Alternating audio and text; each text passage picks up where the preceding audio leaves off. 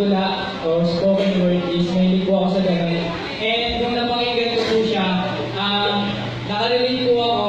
So, yung pangunahing tauhan po sa kwento na ang spoken word ay si Juan.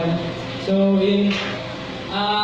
mayan tulad ko po si Juan sa isa sa mga naging karanasan ko sa buhay ko.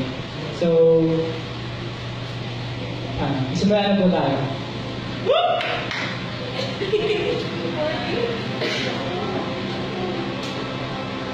Masakit ang ulo ni Juan. Paggising niya sa umaga, kakasimula ng linggo, pero ang mga balikat niya ay parang awit na. Ang bigat ng kanyang nakaraan ay pilit pinapaalala sa kanya na mga tuhod niyang pagod na.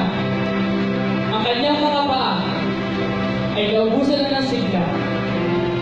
Ang pag-asa na balang araw ang lupang tinatapakan niya ay may tuturing na lupang hinirang hindi lamang sa liriko ng kanta. Si Juan ay hindi nag-iisa. Ang mga paa, tuhod, balikat, ulo sa paligid niya ay naghahanap din ng sagot na kung bakit ang dating duyan na magiting ngayon ay naging kama ng pagod. Hindi makabangon si Juan. Bumper to bumper ang mga unan sa kamang kanyang hinigaan, malamang sa labas ay traffic na naman. Iniisip niya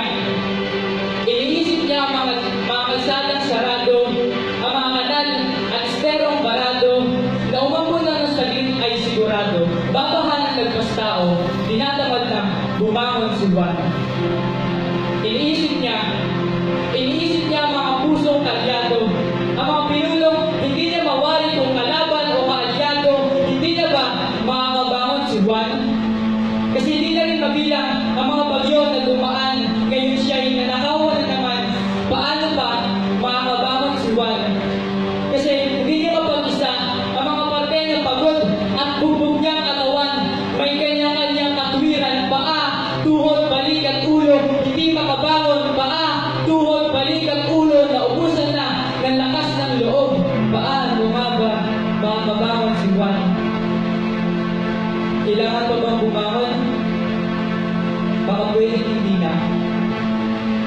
Hindi na kaya ng kanyang katawan.